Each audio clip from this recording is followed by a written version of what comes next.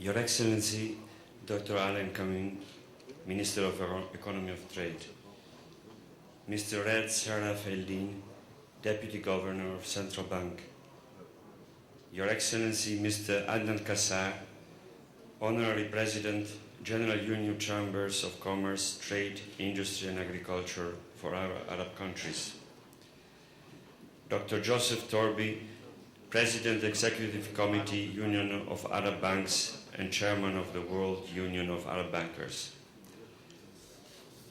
Excellencies, Ambassadors, distinguished guests, ladies and gentlemen.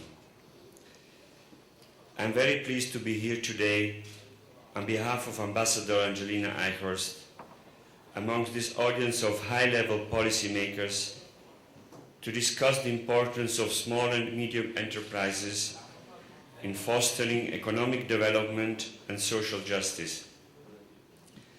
In particular, I highly value the role that Union of Arab Banks is playing in promoting the development of SMEs with the aim of achieving social justice. Let me first underline the strong link between long-term economic development and social justice. In fact, economic development does not favor the integration of a large part of the population in the circuits of economic prosperity, would rapidly increase inequalities and diffuse a feeling of social injustice among those who do not benefit from the dividends of growth. The events that shook the Arab world 3 years ago are an example of the social and political instability that the feeling of social injustice can generate. Consequently, such instability threatens to undermine the basis for further growth, as well as the benefits that those who have struggled to develop business and make successful investments are expecting to reap. So the question is, does integration mean redistribution through compensatory social policies, or does it mean integrated economic policies seeking to include the broadest part of the population in the core of the production process? In other words, the question would be whether social justice can be achieved without providing the broadest part of the population with employment opportunities and without an institutional framework that allows for the development of entrepreneurship and SMEs.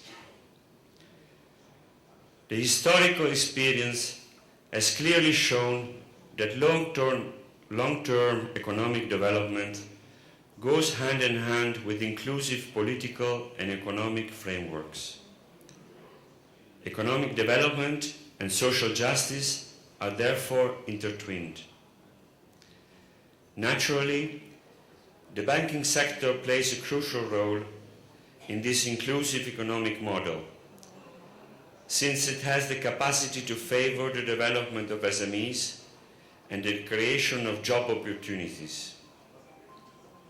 In that regard, I can only pay tribute to the banking sector and decision makers in the Arab world for the role they have played, often in very difficult and risky political and security circumstances, in continuing to support economic development.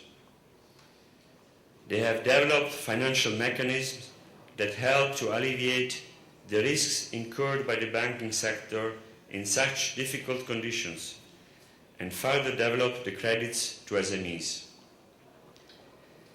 As you know, the European Union has been supporting the private sector in Lebanon over the past years, out of the belief that this sector is an engine for growth and job creation. Since 2003, more than 70 million euros have been allocated to enhance the capacity of SMEs, to boost the private sector and improve the business environment. This support is particularly relevant now when so many Lebanese companies are struggling because of the difficult situation in the country and the region. With this financial support, the European Union aims to ensure that the Lebanese private sector, known for its dynamism and resilience, can fully develop its potential.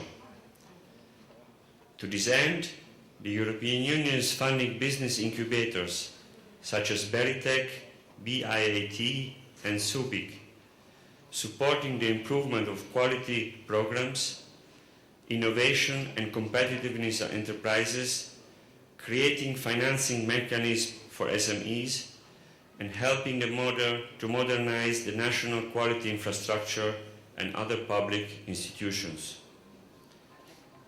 The European Union has also contributed to the development of micro-enterprises and to the creation of job opportunities in poor rural areas in Lebanon by playing a leading role in the establishment of the Economic and Social Fund for Development. I would like to conclude by stressing the need to integrate all the various efforts deployed by economic decision makers and actors, such as the government, central bankers, public institutions, and private operators, in order to favor the development of SMEs and of social justice within a coherent policy framework. The economic policy of a government has to be clear and accessible to all economic actors, from investors to managers, employees to job seekers and consumers.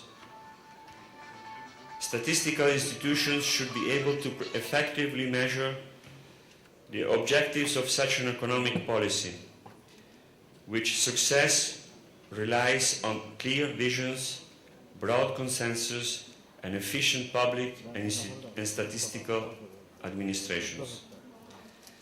I'm therefore very pleased to see that this workshop will stress during the next sessions the importance of adopting an Arab vision for economic and social development. Thank you for your attention.